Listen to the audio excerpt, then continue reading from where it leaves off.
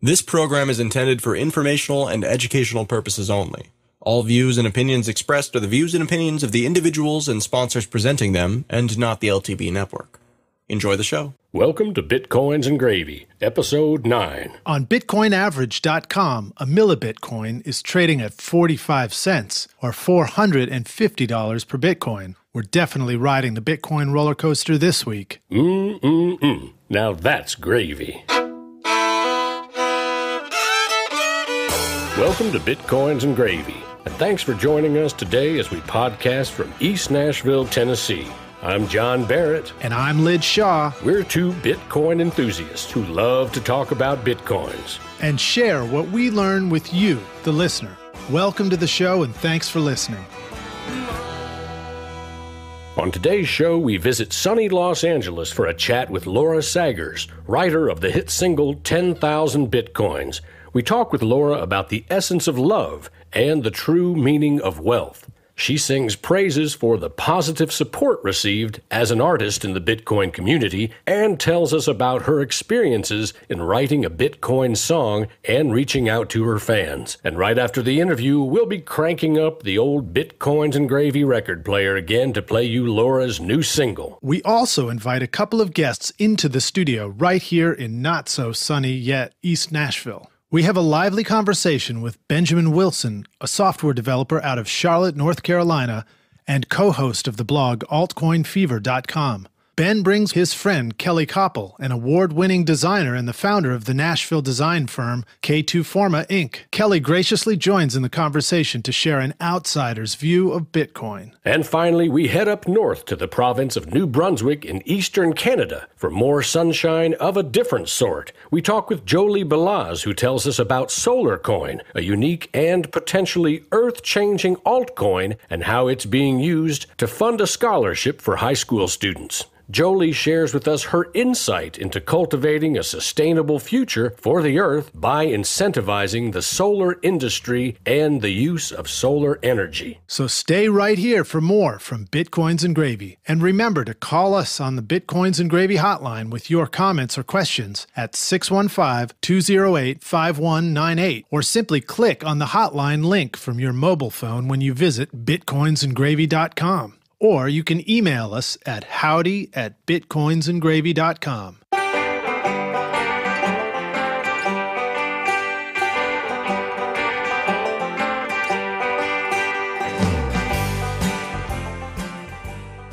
We're very excited to have a guest with us Skyping in from Los Angeles, California. On today's show, we have Laura Sagers, writer of the hit single 10,000 Bitcoins. Welcome, Laura. Hello. Laura, welcome to the show. Thank you. So you are in sunny Los Angeles. It's still a little bit icy and chilly here in East Nashville, Tennessee, but it's starting to warm up. Spring is on the way. Yeah, I woke up and looked outside and realized that not another day of sunshine, no complaints here. So, Laura, I can clearly tell by your voice that you have a lovely accent. Can you tell us where you're from? The accent's British, and I used to live just outside London, about 40 minutes southwest of London, in a place called Guildford. Beautiful. And then I think I was reading on your site that you had moved there to go to college to study music. Is that correct? Yeah. So my dad lives about another 20 minutes further north of that. So I went to Guildford because there's a music academy there, a contemporary music academy. I went there to do a diploma in vocals and then continued to do my business degree in music. Nice. That's smart. And then how long have you been in Los Angeles? This is going to be my 5th summer coming up. Oh, I like that. A 5th measured by summers. Nice. I didn't even know Los Angeles had summers. My 5th year of joy. My 5th endless summer. So do you like LA? I do. I won't lie. It was really hard to adapt. I love America. I'm trying really hard not to judge my whole opinion on America based on LA because I feel that would be unjust. Yeah, LA's been, for work-wise and opportunity-wise, there's so much. So I have no complaint on LA for that. Yeah, and work for you is a lot more than just music. Is that correct?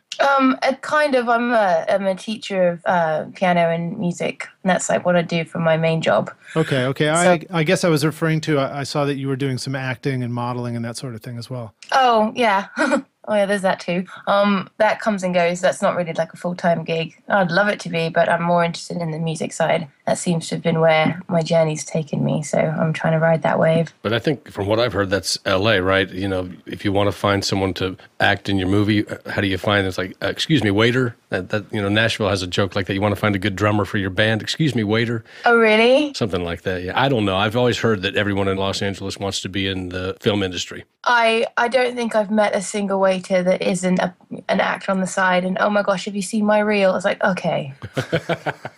I wait to my first job I got when I came out from England. The only thing I could get was a waitressing job, and which was amazing. But it put me in the realm of all the people who I'd never met any actors before. I'd always just heard about them, and in England they're very few and far between, or they're all in one particular area. Out here it's almost everyone, whatever they are, taxi driver, or they're like doing taxes, or they're a swimming coach. They'll also be like, oh, and I also have headshots and I'm an actor. And it's, okay. Well, so do you feel like a minority as a musician in Los Angeles, or do you feel like there are plenty of musicians as well? I don't know what it's compared to like Nashville. I imagine there's probably less than Nashville, but I've met tons. That's my industry, so I really can't compare it to anything else because I just keep running into musicians all the time, but they're really good quality. I've been amazed, like just even practice sessions and what's expected of you. And when I had in England, we'd practice the same 30-minute set for weeks on end and it still wouldn't be right. Out here, you don't even get a practice session. You're expected to know it and then just play it live on stage and nail it. And I'm like, oh my gosh. Wow. Well, that does sound like Nashville a little bit, you know. Yeah. But that's good. It means the standards just raised really, really high. I think it's awesome. Well, so tell us about your music and tell us about your single, 10,000 Bitcoins. Oh, yeah.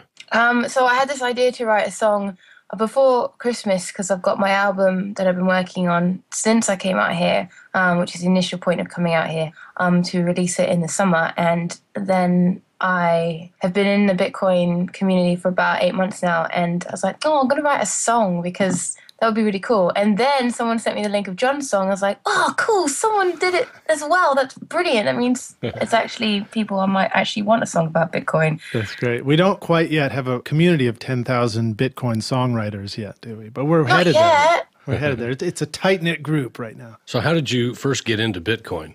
I had some friends that were into it. I was talking to them. I was looking for somewhere to invest just a few, like I've got a little tiny savings. I was like, well, I'm either going to put it in a bank account and just let it sit there and literally do nothing for my life, or I could put it into stocks, though that seemed a little bit normal and mundane, but it didn't excite me, and I had so little money to start with, and he was like, I want to do something with it that's interesting. And then someone suggested I got into Bitcoin, and I started researching about it and was taught how to trade, and then continued my research, and then I just really love it and think it's a really good idea. Nice. You said you've been into Bitcoin for 8 months. That's about more than twice as long as I myself have. I've only just discovered it recently. But it's true, Bitcoin is so new. To be in it for 8 months, it feels a bit of a veteran. Oh, yeah. Well, I've been into Bitcoin for years, 2 years, exactly.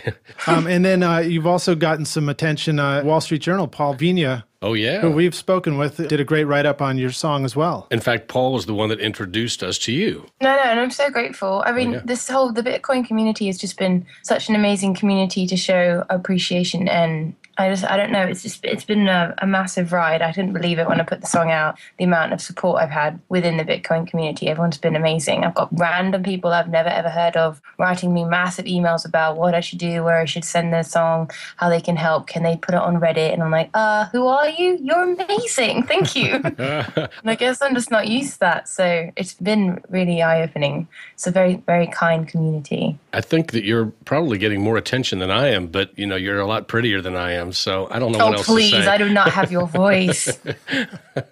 Well, you've got a beautiful voice. It's not. Yeah, but yours is deep and dark and masculine, so. Well, yeah, but that's because I'm a man and you're a woman, so people love that female voice, and people love your song too, obviously, from all of the hits you get. So let's talk about the song a little bit. Is that you playing piano in the song? Yes, it is. Oh, nice. I compose all my songs on piano first. That's my go-to instrument. And then I've got a songwriting buddy that does really good at guitar, and so I'll let him put down some guitar if he feels like it. But this particular song, I really liked it. It was really plinky plonky, and I just seemed to be quite catchy. I was like, I'm going to put this out there and just see what happens. And people seemed to like it. I was like, really? Okay, cool. And speaking of pianos and guitars, that also is another specialty of yours, is putting those together. And I saw that you're using the keytar, the Roland keytar. Is that one of your main instruments of choice for performing? My baby. I'm trying really hard to try and work out a solo set where I'm using just the keytar. And I've been hired a lot in bands coming out here for the keytar, which was to a surprise. I've been super classically trained on piano and just presumed coming over here that that's what I would be hired for. I come out and no one wants to hire a classical pianist. And everyone needs someone who's into pop and rock, which I'd never even heard of chords before. I'd literally just done nothing but read music all my life. So having to come out here, I had to suddenly learn chords, and then I was introduced to the Nashville with all the where you guys do your number system. I was like, whoa, mind blown. Well, can you explain to our listeners what a keytar is? No, explain to me what a keytar is. A keytar basically comes from the 80s, and it's a handheld keyboard. And the one I have is Roland Lucina, and I got endorsed by them when I first came out here because I auditioned for Gretchen Bonaducci, who's Danny Bonaducci's ex-wife, her 80s band that she was trying to put together, and they wanted a keyboard player, and I decided that a keytar would be way more badass. So that's great. Yeah, I play that, and I can't believe I'm now playing that. And after all these years of being stuck on a grand piano, and I have something that's completely diverse. I love it. It's amazing. Well, now, if you were to put a Bitcoin tipping address on the lid of a grand piano, the audience wouldn't see it, but if you put it on your keytar, they might be able to see it clearly. Right? That is genius. That is genius, Lidge. That's genius. I'm so going to do that. I've got a show this weekend in Fresno. Not that I think the particular audience are going to even have heard of Bitcoin. It's a private gig, but I'm going to do it anyway. That's a really good idea. So back to your song for a second. There are two aspects to your song. One is the music, of course, and one is the video. So can you tell us a little bit about the video? I love the video as much as I love the song. Well, actually, I think the video got me way more excited than the actual song, because the whole point of the song was do a little quirky ditty, but I also wanted to somehow cross over into the general public so that people who had never heard of Bitcoin, and there's a huge amount of them, it's just beginning to become mainstream, and more people I speak to, they've at least heard of the phrase now, as opposed to, they still don't know what it is, but that's fine, at least they're hearing about it. Music's a really, really good way of crossing over those boundaries, and so I wanted to make something really, really fun so that people who didn't understand what Bitcoin are about still can see it. At least they're absorbing the aspect of it. And it was a lot of fun to do because I got to try out all my dress-up skills, which was amazing for me. Yeah, it was wonderful in the video. It's got a very playful energy to it. Oh, yeah, and it made me wonder if you have a background in theater. Again, with the acting, I'd love to do something like that. I haven't pursued it coming out here just because, again, with all the actor friends I met, they have to spend their entire day making it free so that if they have an audition, they can drop everything to go and do that. And in order to make money and survive, that's not really my cup of tea. I don't really fancy that lifestyle. So I figured that music's really important to get into first. And if anything came down the line with acting, then I'd open arms and welcome it. But it's not really something I'm going to spend my whole day pursuing. Right. That sounds smart. Well, so now with the success of 10,000 Bitcoins, what have you seen coming down the Bitcoin pipeline? Have you been able to put up tipping addresses or actually generate any musical income from that? A little bit of success, and I wasn't expecting to get anyone to actually buy it with Bitcoin. Well, not that many. I didn't honestly think anyone would hear the song. I just thought I was going to put it out, and my usual 200 followers, and my dad would be like, "Yeah, that's great." But now I've got like nearly 6,000 people on the video, and it's kind of shocking. It's amazing. It's so validating as a musician to have people say they really like your work. That's so wonderful. I'm really stoked. But I've got it up for sale on my website, laurasaggers.com. It's downloadable for Bitcoin, and then now it's up on iTunes. So I did the first 2 weeks exclusively for downloadable for Bitcoin, and then after that I did it for iTunes for everyone else. One final question here when it comes to your song, 10,000 Bitcoins. Can you tell us in just a nutshell, what's the song about? Because I think it has an important message. Songs, it starts off by saying what I do with all this money, and you have a loved one and you take them on. It actually says that I take them on all these things that we can do, which you can actually buy with Bitcoin. So I tried to make it as real as possible. But the real story behind it is, the moral of it is that it doesn't really matter how much money you've got. it's having someone important in your life and someone that you can share all of your hopes and dreams with, so to speak. And that's worth way more than any form of currency out there.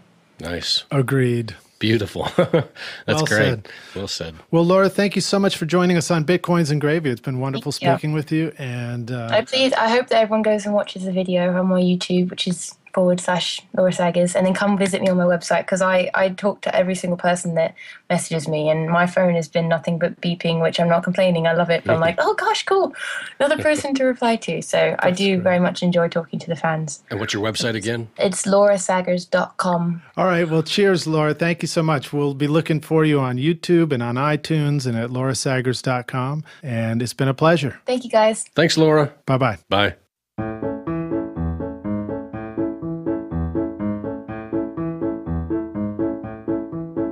If I had 10,000 Bitcoins, do you know what I would buy? Get you that car you wanted, yeah, the one with a rear-wheel drive.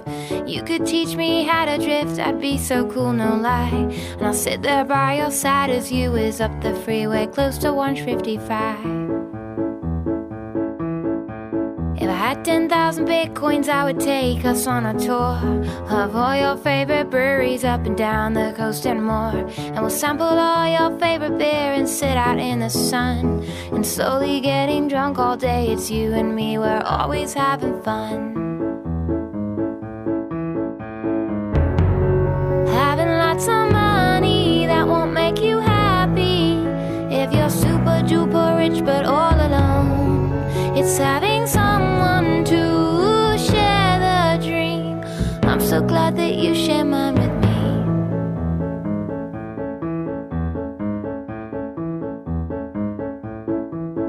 If I had 10,000 Bitcoin, I would pay for you to fly, so you could get your license to soar up into the sky on a private plane, so we could disappear at any time. We'll take a trip to Catalina Island or even to Hawaii. Having lots of money, that won't make you happy. If you're super duper rich but all alone, it's having someone to share the dream. I'm so glad that you share mine with me.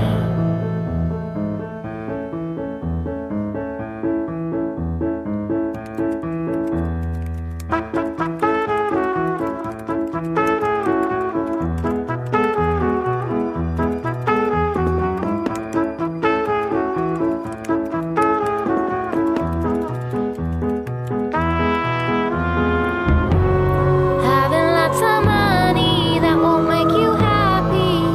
If you're super duper rich but all alone, it's having someone to share the dream. I'm so glad that you share mine with me.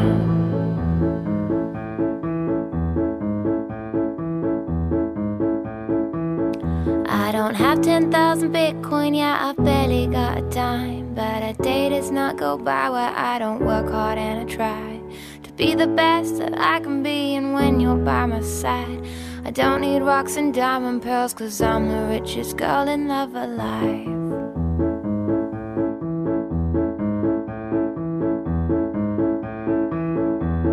Money, money, I like money. It's fun when we've got some money. BTC, EMT, Gox, I'll keep on trading and I'll never stop. Wow, until you tell me to, 'cause I wouldn't know what to do if it wasn't for you. Yeah.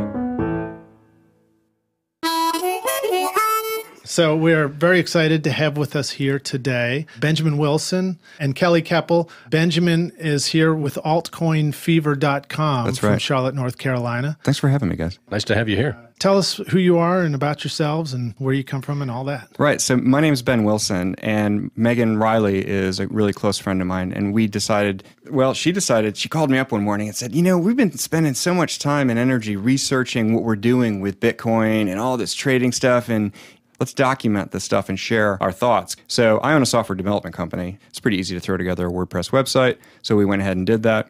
So Megan spends a lot of the time, her time studying new coins that come out, PR, marketing, research about concepts that are coming out and what's going on in the industry. I'm more of a technical person. I like to read about the specifics about a coin. I've read Satoshi's paper several times. I like the nitty-gritty about it. We kicked in some money and built out a miner, just like the miner, John, that you described recently. Yeah, the one I just sold. The one you just sold. So we still run ours. Megan's named it the HB3000. And so the HB3000 is churning away doggy coins right now, I think, or Aurora coins. Who knows which one's more valuable as we speak. No, I thought it was Dogecoin. Dogecoin. You're right. Thanks for correcting me there. Kelly, tell us about yourself. How are you involved in Bitcoin, and how are you here? Or wait, Kelly, tell us how you are not involved in Bitcoin. Or tell us how you are not involved. Exactly. Yes, I'm not involved at all. I'm a complete outsider. So I know just a little bit from listening to Ben talk about it a lot. And but you're local here, right? You're from Nashville. Yeah. I live in Nashville, and I don't know much about Bitcoin. I've read a little bit in the news. I've heard, friends talk about it, and so I'm just kind of at the very beginning stages of awareness, frankly, and starting to understand it as a currency and as a market. And what's your opinion overall? Boy, I don't know if I've completely firmed that up yet. I think that I'm a wait and see kind of person, more so than an early adopter. So I think that some of my reservations are just around the fact that it's not, regulated, and it's more of a curiosity for me at this point. I think my hang up is that it's immaterial, and it reminds me of like the music industry where, there was a time where I bought CDs, I bought records, and then it starts moving towards streaming. And now this idea that we don't own music necessarily, we own a subscription to Spotify, and that gives you all the music you need. And this whole idea of like the car sharing, it's getting to the point where you wouldn't necessarily buy a car in the future. You might just own a subscription to a car sharing service. And so I think that's, for me, the weird thing about Bitcoin is I haven't quite gotten over the hump of not having that material thing that is part of the exchange. But I think, to your point, it's like anything else. It's going to be something that we just assimilate to, and suddenly it's like streaming. I say this a lot. It forces you to rethink about money. It forces you to rethink money. Well, so I wanted to ask you a couple of questions about things you've spoken about on Altcoin Fever. One of the ways that people think that they're going to get Bitcoin to the masses and get into mass adoption is through ATMs. What can you tell us about that? We're gung-ho on it. Yeah, I think it's a great idea. Megan and I have been actively discussing and doing research on bringing an ATM to Charlotte. I think that the RoboCoin product is the most superior one of the offerings that we have available right now. Is that the same one that we saw unveiled in Austin? It is, yeah. They have the RoboCoin unveiled in Austin at the Texas Bitcoin Conference, and I think they keep it downtown Austin at a gun shop, that's right? And my only problem with that ATM is, so you go up there and you have to do like a hand scan, an eye scan, a hair sample, a skin shaving. I think it took one of my toenails, and I wasn't even trying to get Bitcoin out of the machine. It took a toenail. It actually took one of my retinas out of my eyeball. I mean, this was, and I thought, then you have to give your social security number, your passport, and you had to give all of this information. I don't like the fact that you want to go and exchange money for Bitcoin, US dollars for Bitcoin, or Bitcoin for US dollars, and you have to give all of this information. Why do I have to give all of this information? When I go and I pay somebody, let's say $20 to cut my lawn, I'm not sending them a 1099 at the end of the year. And how many people really are? I mean, the underground economy, I think, is important. I think it's huge. And I think that it's always going to exist. So why can't we have something akin to that with the Bitcoin community and with ATMs? Okay. So you've explained what you don't like about the ATM for Bitcoin. Tell us, Ben, what we can hope to like about the Bitcoin Can I touch ATM? back on, I got to address some of this stuff. I can't let it go. As a libertarian, I agree with you. But there are the Walter Whites out there. Wait, who's Walter White? There are guys with loads of money that, have come into it, whether legally or not, that are going to try to launder money. And, these are processes that hurt us all. And so, I agree that there need to be some steps or regulations to prevent or slow down or create barriers to prevent the Walter Whites from converting their billions and hiding it in Bitcoin. Yes. So, you've got functionality on that RoboCoin that's been the palm scan, the iris scan, you got to give a stem cell.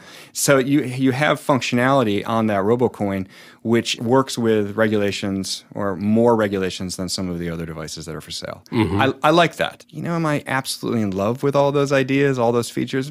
Probably not. But, I kind of agree with what some of the good guys in our government are trying to do. I agree with that. But you know what? You talk about money laundering. So I go to the Robo Bitcoin ATM and I have $300 and I put it in there and I get $300 worth of Bitcoins printed out, whatever, on my phone or wherever it goes.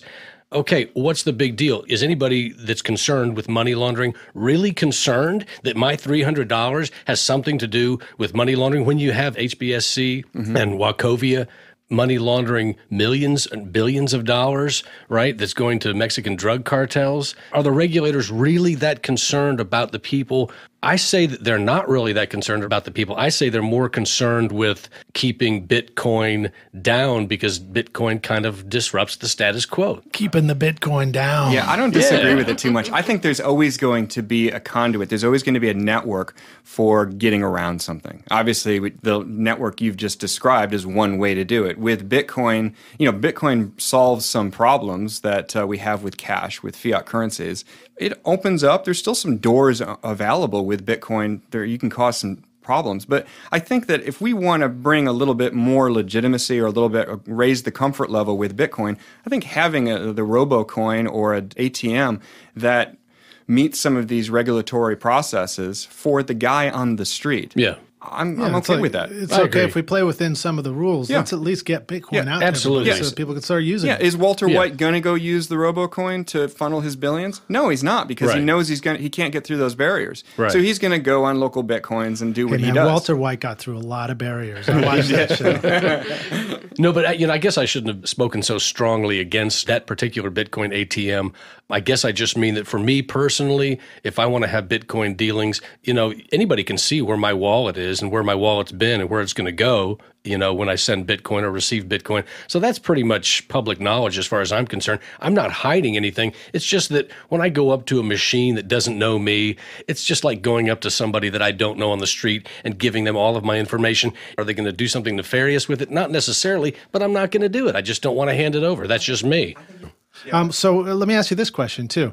What do you see as the possibility of altcoin ATMs? I guess once people are into Bitcoin, that might be a next step. Who knows? Okay. Or an ATM that allows you to trade your Bitcoins immediately for altcoins right there on the spot. Or an application maybe for your tablet or your mobile phone that makes it really easy for a quick exchange between the currencies. All right, so I've got a couple philosophies about this, and you can tell me to shut up when you get tired of hearing about this stuff. But I see, all right, so for example, let's take credit cards, for example. And credit cards have their own problems, but let's use credit cards in this example. You've got, some major players like Visa, MasterCard, American Express, and they each have their own feature set that applies to the individuals that use those cards. Fundamentally, they all work the same way. There's value to having an array of cards out there. I mean, how many of us have the credit card that you get airline miles? Right? So there's a reward schedule for that particular type of card. And there's another reward schedule where you get access, you get points, and you can pick freebie stuff from your catalog that comes once a year with the points you've earned, or 1% back, all these different products that these credit cards have. I see those type of opportunities with altcoins. I think right now, and for a little while, Bitcoin's going to be the one. The counter to this is what we have going on with Aurora Coin in Iceland. Right. So tell us about that. That was something you just wrote about on your blog. That's right. Megan was doing a lot of research on this, and she's doing a killer job. So this is a really great experiment. I like to think of it as an experiment. We don't really know how it's going to turn out, but it's definitely fun to watch. And, some of us are speculating on it too, so it might be profitable or not. But, he's giving away a couple, $300 worth of Aurora Coin to each citizen in Iceland. And Iceland, if you've been to Iceland, it's a small country and the population's small. So it's a really great sample set to do this type of an experiment on. So you have a coin that's going out to a nationality. Now, what's going to happen? Is that nation going to continue to use Aurora Coin within that place? And maybe when you travel and you go on vacation from Iceland to Slovenia, you're going to use Bitcoin or you're going to use Mincoin in Slovenia. And so, regions of the world are going to start using certain types of coins because of certain benefits for that coin. It's like the undoing of the euro. Right. It's like, when you live in San Francisco, you root for the 49ers, right? When you live in Charlotte, you root for, well, maybe you don't. So, so that's why? Because that's your local team. So if you're born in Iceland, you're going to root for and use the Aurora Coin if you can get that, infrastructure going. You hope that they are. I still don't know how many people in Iceland are behind the Aurora coin, or if it's just a very small group of people that is similar to the very small group of people that is the Bitcoin community worldwide, and yet maybe you have the majority of people there in Iceland who don't know about it, don't care about it, aren't interested, and even though their government has done things they should not have done that have had a negative impact on the economy, still you have, just like here, you still have the majority of people tied to the US dollar and tied to just the way that things work here and not willing to step outside of that and do something different, even when something different looks really great. But, we got to keep it in perspective. We're still in 1994. So, we've got these new coins, so we've got this new thing, Netscape. Ooh, Internet Explorer. Ooh, Firefox. Yeah, well, remembering 1994 and using those first browsers, they came along and it was so exciting to see what they could do. And then I remember the next step was how slow the page would load, and all of a sudden your dial-up wasn't working, and to a new level of adoption, So it's like, as we run into these obstacles, new technology will come in, new design will come in and start speeding it up, and then it's great again. It's like every cell phone I've ever owned starts out as the fastest new thing on the block, and then it turns into a brick. I was just going to say, global smartphone, cell phone adoption. It follows the same curve. Yeah. And so, you can use this argument, or this is one of the arguments that I say when I chat with my mom. Like, Mom, do you want to get into this? Because, the price is kind of low today. I'll get you half a Bitcoin, and I'll stick it in the safe for you. What the heck? And she'll say, well, I'm not sure. Well, Mom, think about it this way. Just buy half the Bitcoin. Just send me $300 or whatever it is, and I'll buy it for you, and forget about it. So far, based on our experience so far, that's the best investment schedule that I've seen work. Hold. Just buy and hold and wait. So that brings up a question I wanted to ask you. When you're buying and holding in Bitcoins, there's a lot of information out there about how to do that safely, where you want to get it out into a safe paper wallet somewhere within your personal possession, cold storage wallets. How does that apply to altcoins? Is there the similar need for getting it off of the internet, or is that a different kind of thing? It absolutely applies. And in fact, it's funny you asked that question because we have a video that shows you how to create paper wallets for those altcoins on the altcoinfever.com website. That was a nice little plug, wasn't it? Yeah, it was. Yeah, keep plugging. So, but it fundamentally follows the same process. So, and I'll be really quick about it, is you've got your public key and your private key, and that's where you deposit your funds. And if you want to spend that money, you need that private key. You can import a private key into your wallet software on your computer. I use Multibit. Once you've imported it, then you can spend it. You can send it somewhere. I can send it to Coinbase. I can send it to blockchain, and I can do things with it. Well, fundamentally, it works the same way with my Kitty Coin. So I have a Kitty Coin wallet, and it's got a couple 100,000 Kitty Coins in it, which are worth about 5 cents. And I just create a new paper wallet for Kitty Coin, and I send those coins to that paper wallet. I print it out, or however you decide to store that data. You can print out the PDF, or you can stick it in your safe, or you can just save the PDF to a USB drive and stick it in your safe deposit box. And there it is. It's offline. It's safe. And when it's time to go ahead and use it again, you fire up your Kitty Coin wallet software and import that private key. There's the coin available to you, and you can send it to an exchange and sell it or buy it. Thanks so much for joining us here today, Kelly and Ben. Can you tell our listeners how they can find you and where they can learn more about altcoins, Bitcoins, and everything else that you can teach us about? Well, we're easy to find. The website's altcoinfever.com. I believe there's a contact button on there. You can email Megan or I directly with our email addresses, Megan@altcoinfever.com and Ben@altcoinfever.com. We put out a few articles a week, and Megan is really prolific in her writing, and I'm putting out training videos that show you how to do fun stuff. Well, thank you so much for joining us on Bitcoins and Gravy. It's been a pleasure to meet both of you. It's great having you guys here. All right, thank you very much, guys. Let's go get lunch. Yeah. Tacos. Moss Tacos? Moss Tacos right here in East Nashville. Delicious tacos. That's where we're headed. Teresa, we're on our way. Teresa, are you accepting Bitcoin yet? Hopefully by the time we get there. Taco coin. Today on the show, Lidge and I are very pleased to be talking with Jolie Balaz, who is coming to us from something like 10 and a half hours north of Boston. Where is that exactly? The province is New Brunswick in eastern Canada, and it's just connected to the right of Maine, northeast of Boston, about 10 hours. That's still hard for me to get my brain wrapped around, that there's something to the right of Maine. When I think of the right of Maine, I just think of the ocean, the wide open ocean. No, there's a little tiny beautiful piece of Canada sitting right there. Oh, nice. So, Jolie, you're doing something really important with solar coins. And can you tell us about that today? The community that I live in is approximately 60 kilometers north of the capital city in New Brunswick. So I travel to work. I work in Fredericton, but I live here. I went to high school here. I graduated in '87. As I started to discover Bitcoin and recognize the transformational nature of it, I immediately saw that the kids in high school today are clearly going to be the ones who drive it into the future, and we need to make an attempt to get them aware of this now, to get them ahead of the curve instead of lagging behind, as usually is the case with many rural communities nowadays. It seems to be getting worse and worse every year. So I decided to attempt to get that done and get donations from the community to try to get them familiar. That's how it started. What would a Bitcoin scholarship look like? Well, I set up an address with a separate wallet strictly for that, and it's public, so I explained that the transactions can be seen there. I just really want to get 1 Bitcoin is what the ideal goal is, but that's enough to hand off to someone to be of value while still, addressing the fun nature of the future of cryptocurrency, right? So initially, it's just a very small goal of that amount. If it is 1 Bitcoin or less, I intend to just give the entire award to the valedictorian / Governor General Award winner, whoever that may be. Mm-hmm.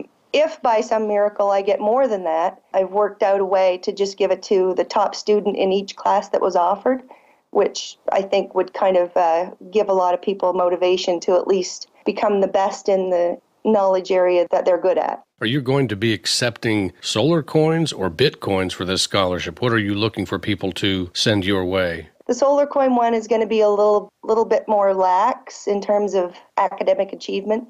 I just intend to give whatever the amount in there and just divide that equally amongst all the students who graduate, because I think that those are another important lesson, and that currency was launched in January, and we can discuss that more if you like. Yeah, please tell us more about solar coins. What are solar coins? How do they work? 1 solar coin is to represent 1 megawatt hour of energy produced through solar generation. The goal is to incentivize and increase solar power generation worldwide. The structure of the coin is also fairly interesting. It's a pre-mined coin. The developers obviously put a lot of thought and strategy into the design of the coin, and you can see that as you start to dig a little deeper into how it's structured. So as I read a lot about the idea of the coin and the structure of the coin and researched some of the people behind the team of the Solar Coin Foundation who were developing it, I fell in love. So now, did you fall in love with it because of the concept or because you really like the idea of sunshine up there in cold Canada? I fell in love with the concept because it sort of met 2 of my passions, the most recent passion being the Bitcoin protocol and everything that represents beyond just currency. Mm-hmm. And that part of it was tied to my previous real life experience in finance and investments and that kind of thing. So, the Bitcoin and my past sort of aligned on the currency economy front. But at the same time, for a number of years, I've been just deeply concerned about the issues surrounding climate change. And up until a year ago, or even, less than that, I was, kind of the opinion that there was no hope, and that was just not pleasant.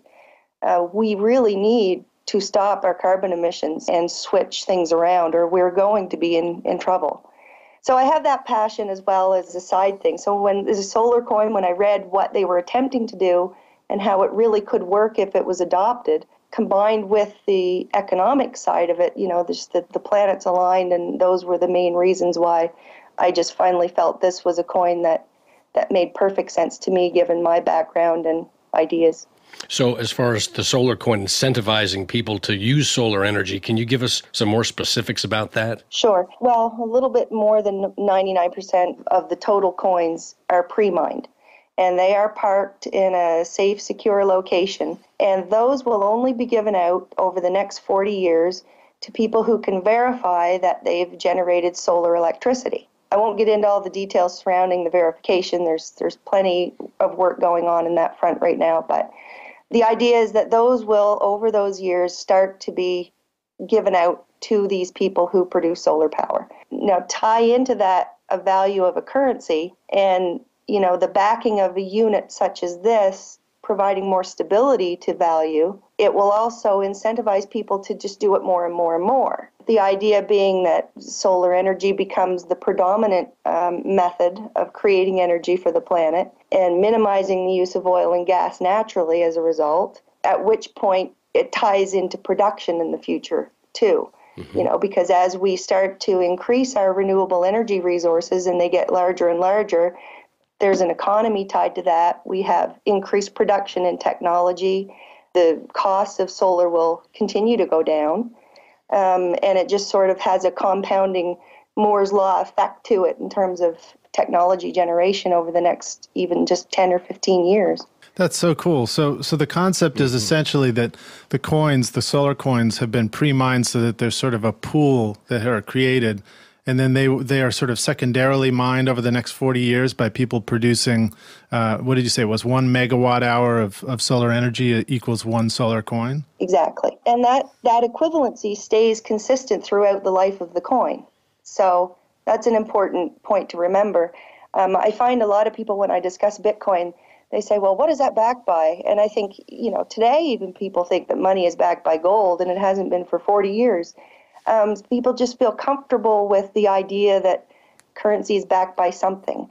And in this particular case, well, guess what it is? It's backed by a megawatt hour of solar energy produced. So from a marketing standpoint, it's a lot easier to explain to people when they kind of get that light bulb moment there. Now, so what does that mean for the anticipated value of solar coin? Does it start out being worth a particular amount now, where 1 megawatt energy of solar power is worth something that might be worth more or less in the future? There is a target value for the coin that they've identified to be $20 to $30 per solar coin. Now, this is just my opinion, just from researching it, but I think it's important to discuss the small element of the public mining, because that does come into play, I think, to the value of the coin 5 years out. Mm-hmm. So if you'll permit me, I'd like to just touch on that a little bit. Sure. So there's only going to be 0.1% of all of the coins that are publicly mined. So that amounts to 105 million coins. But the structure of the mining deteriorates quite rapidly. By year 5, I think I read that 95% of the publicly mined coins will be done. So you've got the public mining, which is a very, very small portion of the total pool, being accelerated in those first few years. And that will, I think, initiate a value that can be sustained during that period until the generation pool begins to catch up and overtake the release of coins from the mining side.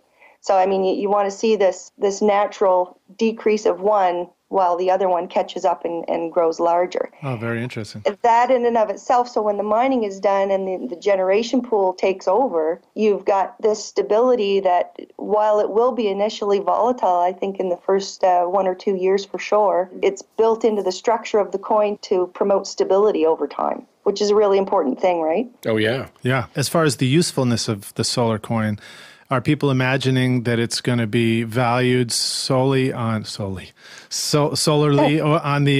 trading on Cryptsy and in different exchanges, or that it's going to be useful as a medium of exchange in the solar industry, so that you could perhaps buy solar panels using solar coin one day? Right, certainly both. Nice. I mean, my first brief thoughts when I initially started to look into it was, could I use these things to pay my $200 power bill every month? Because that would be just fantastic. The idea is there that it will be potentially used for transactions, and I could see solar installation type companies accepting it. It's got to achieve that value first, and I think that's really where the cryptocurrency side of it comes into play in the initial year or two with, the Cryptsy and the hype and all of that.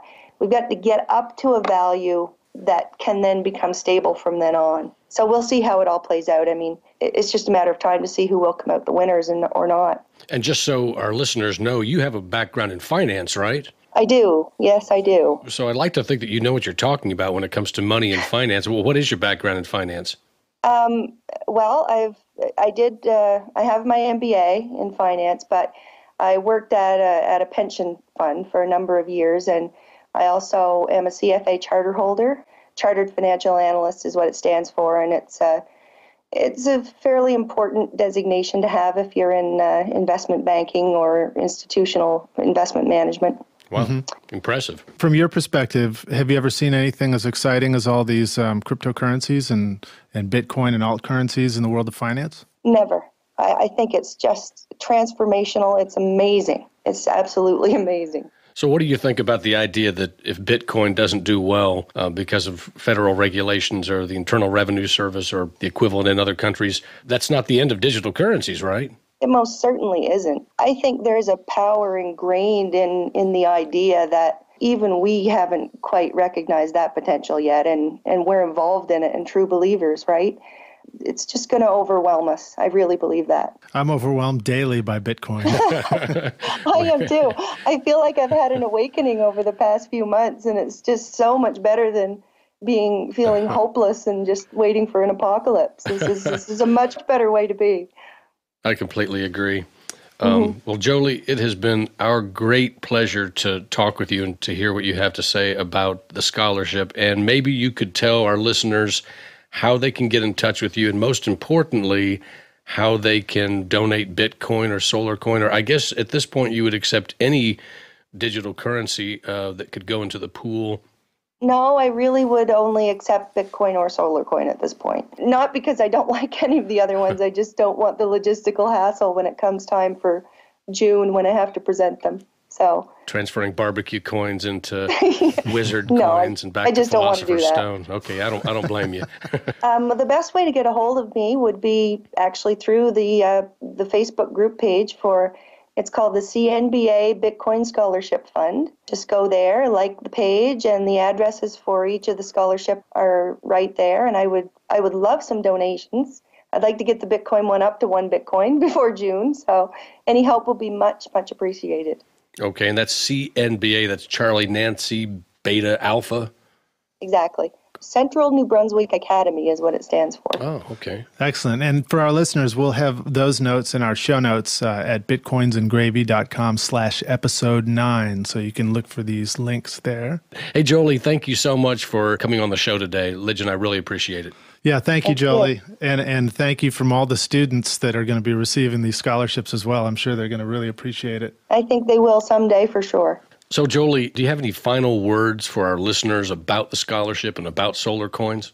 There was one thing I forgot to mention, which I think is kind of neat. Okay. There's the idea on our Solar Coin forum right now that the smallest unit of a solar coin should be labeled the photon. Oh, excellent. I like the idea. Now, would that be a particle or a wave? I don't know. Nice. We'll have to ask the Big Bang Theory that one. So photon is to Solar Coins as Satoshi is to Bitcoin. Is that right? Yes, sir. That is correct. Photons. I love it. I do too. Oh, and something I really wanted to mention to you guys and to the viewers is that there's a paper that was published by a couple of the people behind Solar Coin, Nick Gogarty and Joseph Satoli. It's called DECO, an electricity-backed currency proposal. And they published that paper in 2011, and it really does a wonderful job of explaining the role of currency and how the role of backing a currency with something like a megawatt hour of electricity really lends to the production and utility value of the currency growing with GDP over time. So to clarify what I mean, I'll just read directly from the article itself. Okay, great. Electricity delivering assets can hold their economic value more effectively than gold or debt due to price stability and resistance to devaluation from overissuance. The currency concept advocates a portfolio of diversified electricity delivering assets that offers more social benefits than gold and retains monetary value better than government debt. And that's kind of bringing the two things together into one currency that's really designed with the future in mind. The design that they put in place is clearly structured so that there is stability to that price. And again, reading that paper that they issued will help anyone get a better understanding of what I'm trying to explain here. Another really important thing that I forgot to mention, and I will now because I think it's part of the future again, is the generation pool that houses the 99.4% of the coins that are going to be distributed out to validated solar generators. There is a potential that pool could be housed on something similar to Ethereum. So you could have, the currency transaction side of SolarCoin on the Bitcoin protocol doing what it's meant to do with the public ledger. Then you could also have its sister component on the generation side that becomes a decentralized validating mechanism for the issuance of the coins. You marry those two together, and that's a beautiful thing. It's official. You're blowing my mind. Thank you so much for coming on the show today. Yeah, thank you, Jolie. Thank you.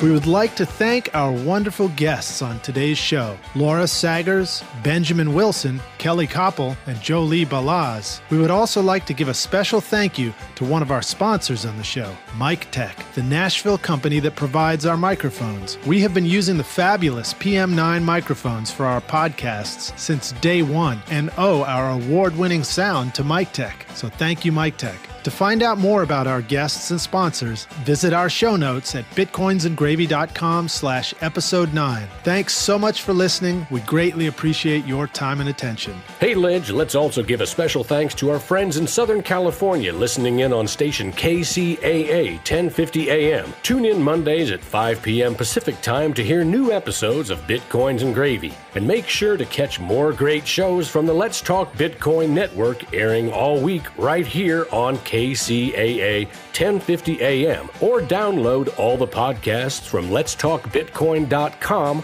or directly from iTunes. Listeners can find our show notes at bitcoinsandgravy.com, as well as our tipping addresses there. If you have any questions or comments, please email us at howdy@bitcoinsandgravy.com. And remember the Bitcoins and Gravy hotline. Have you ever wanted to be a podcaster? Then call us at 615-208-5198 and leave us a message with your comments or questions. If you give us permission, we'll put you on the show. So call anytime, 615-208-5198. That's right, that's the Bitcoins and Gravy hotline, 615-208-5198.